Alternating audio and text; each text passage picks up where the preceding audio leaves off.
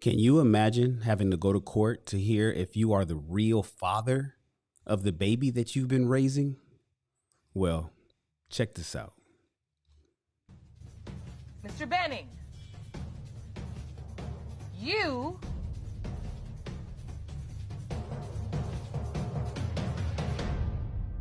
are not the father.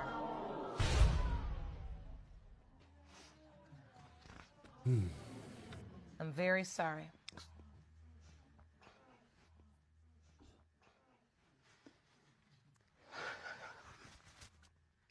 It doesn't matter. I'm still gonna be there.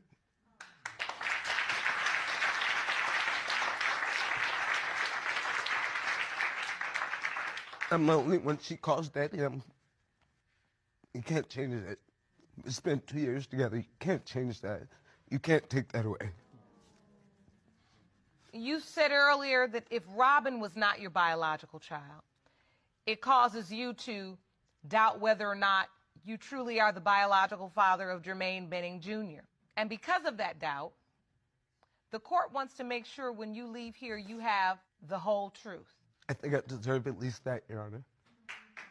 And it comes to 6-month-old Jermaine Benning Jr. 6 months. It has been determined by this court. Mr. Benning, you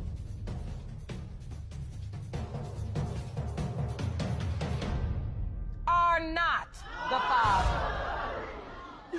What the?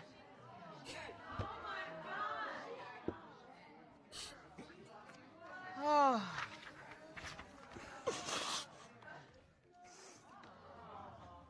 Oh, I'm so sorry, Mr. Benning.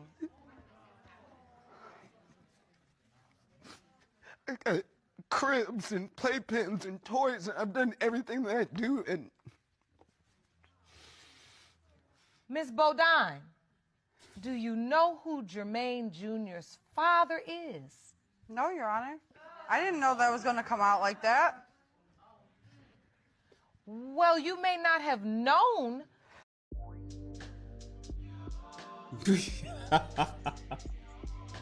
Stop the cap. What up, BL? I can laugh. Yes, I can.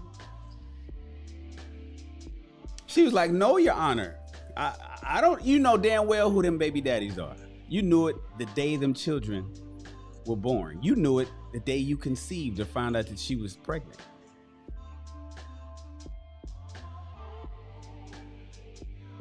What would you do? Should the dad stay? You've been raising for 3 solid years. You with a woman who been cheating on you, cheated on you, got pregnant by another motherfucker, had the baby, told you that the baby was yours, and you've been raising that child for 3 years. And you find out that that baby's not yours. But it doesn't stop there. 6 months ago, she just had it, what you thought was your second child. Which means 15 months ago, she was smashing somebody else. She been fucking somebody else. That was over a year ago. And you just discovered that your second child, pray about it. Kimberly, that's what you would do, is pray about it.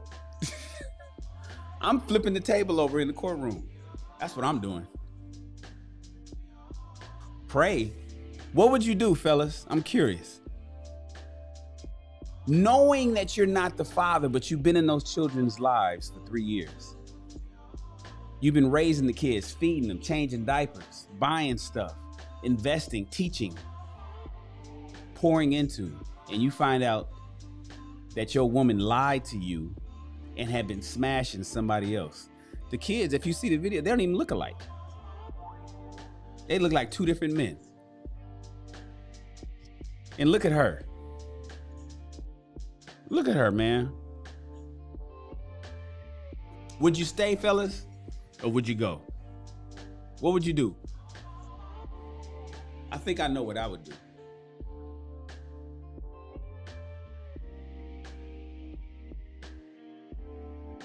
And the children are young, right?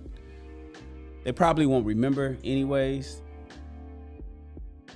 I think I would have to say, you need to find the dad. It's important that these children know who their real biological father is. And he needs to be in their life. Would you say, Bia, say, all right, let me go to the bathroom so I can wash my hands of this situation? Exactly. I would have to go. If I was in this situation, I'd say, Your Honor, you need to put me in jail. You need to put me in jail right now for the safety of everybody involved. Put me in jail, Your Honor, so I can be locked away in a cell so I don't do something crazy. Out here running around free, knowing that the woman that I've been pouring into, the child that I've been raising, ain't mine. She done gave my pussy to somebody else and had his kid and made me think it was mine. But dig this. Here's a startling fact. Up to 33% of fathers in America are raising children that's not theirs and they don't even know it. Did you know that paternity cases, up to 33% of them are negative? I did not know it was that damn high. That's 1 in 3. That's 1 in 3 come back negative. That ain't my kid. What? What? 1 in 3? What up, Sheed? 1 in 3, Sheed, come back and say that's not my child when they do the paternity test. That means that means out of 100 men in a room, 33 of them don't even know. And this is the stat that's coming from the paternity tests. We're not talking about, I know I'm leaning to the mic because I'm used to the mic being here. My new boom arm is at my house right now. We're not talking about the ones that we don't know. This is what we do know. 33% of men are raising kids. Up to 33, it could be a little less. Are raising children that's not even theirs, man. They have no idea. Kanye, he made a song about it, right? 18 years. And on the 18th birthday, you find out it wasn't his? What? That's why for me, man, if I was in this situation, I'm gonna just go ahead and put it on record. If I found out that my woman was smashing somebody else 2 times and had children with 2 different dudes, all while I'm thinking that we're together, and by the way, gentlemen, this happens often, I would have to say, you need to go find that baby daddy. You already know who he is. She's telling the judge she has no idea. No, Your Honor, I didn't know this was gonna come out like that. Answer the question. Do you know who the daddy is? Yeah, you know who the daddy is. Don't shirk that question. That's crazy, man. Yeah, you need to find a baby daddy. He need to be around his children. It would crush me, man. It would break my heart. But what's best for the kids? For me to raise the children and I ain't the daddy, and every night, day in and day out, I'm knowing that them ain't my kids? And I'm as young as this guy here? Or is it better for the children to know who their dad is? The children are young, right? They won't know, but what about the future? And that's what I'm talking about. What's gonna be best for the children in the long run? How many of you guys remember anything at age 6 months? How many of you guys remember anything at age 6 months? Most of us don't know, can't remember a fucking thing that happened at age 6 months. The next question is, how many of you guys remember something at age 3? Very few spot instances that happened as a child at 3. You remember, like I remember I chipped my tooth when I was 3. My sister was pulling me on the wagon down the sidewalk, and I fell out the wagon. I chipped my tooth on the sidewalk. I remember that, and I remember having a birthday party with clowns and balloons. So I'm born in 72, so that was 1975. Those are the 2 instances I remember at age 3. I don't remember nothing else. I couldn't tell you a face or anybody. So would it be better for me to stay in a child's life knowing that that baby's not my baby, and the kids are 6 months old and 3? It probably wouldn't be to the best interest of the children. The best thing for the kids is probably to know who their real dad is. She says it's big overseas. Man, it's big. It's worldwide, worldwide, bro.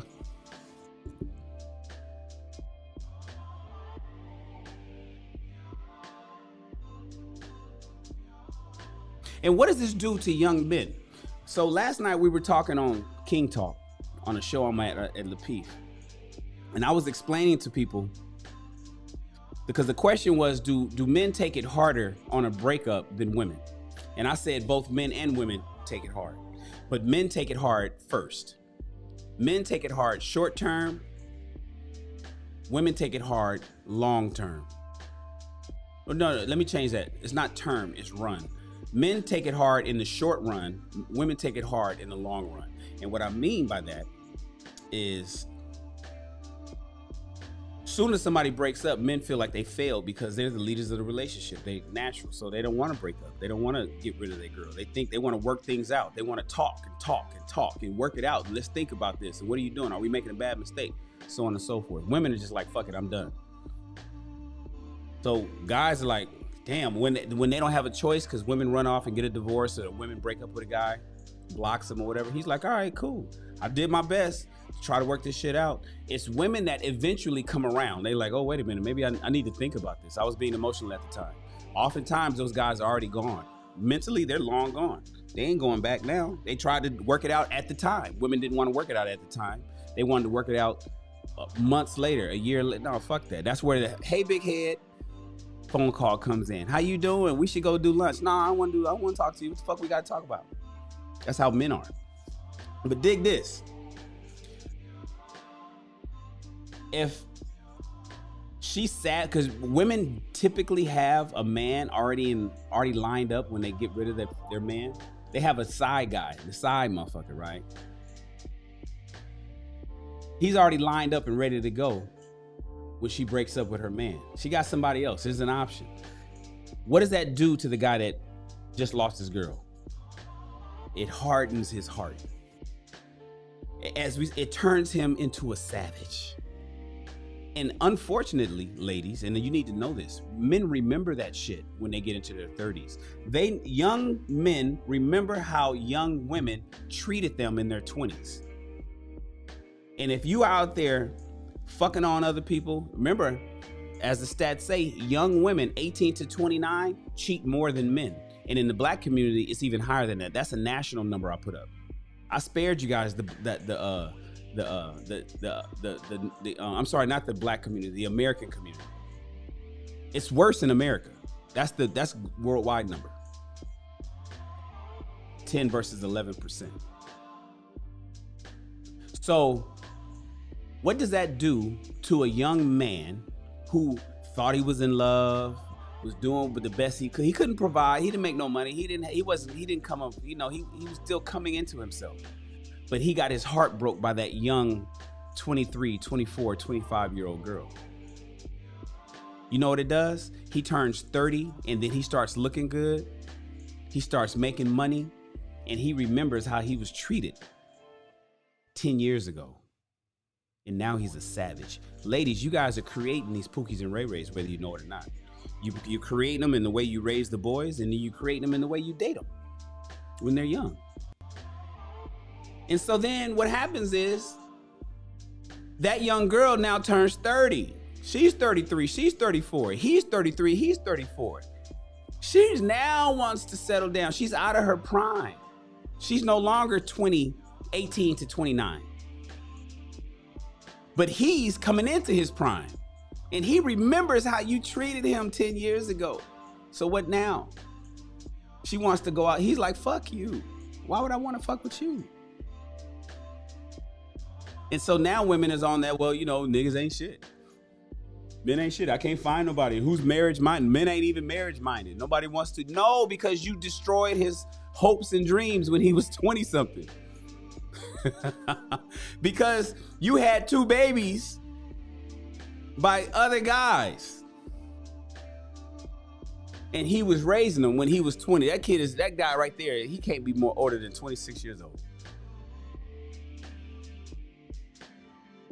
Women, do you know when you're playing a good guy? Do you know when you're playing a good guy?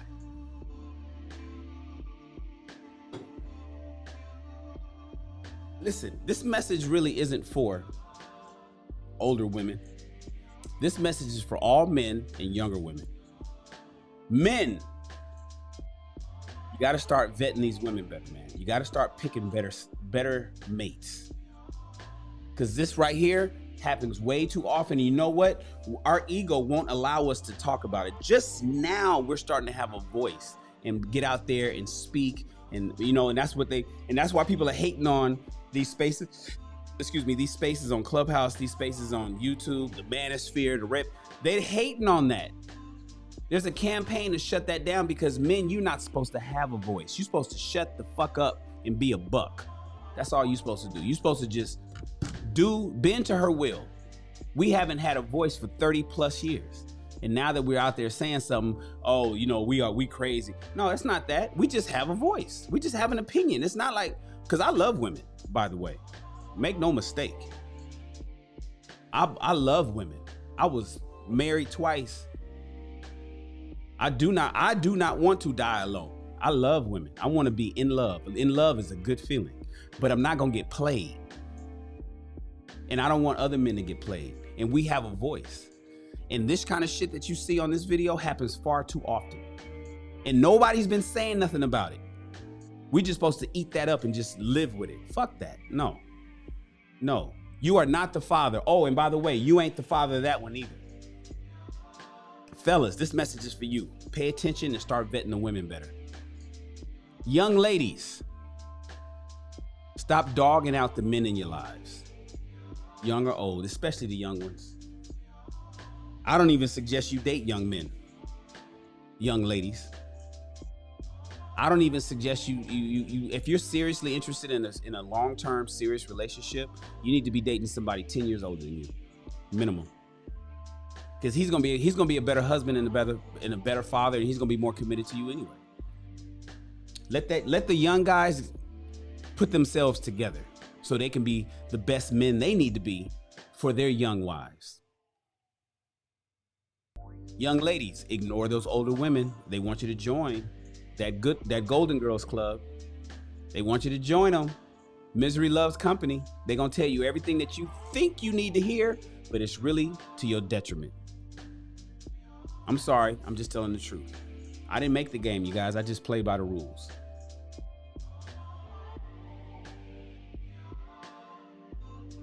Who loses in this situation, man? Does the woman lose? Does the father lose?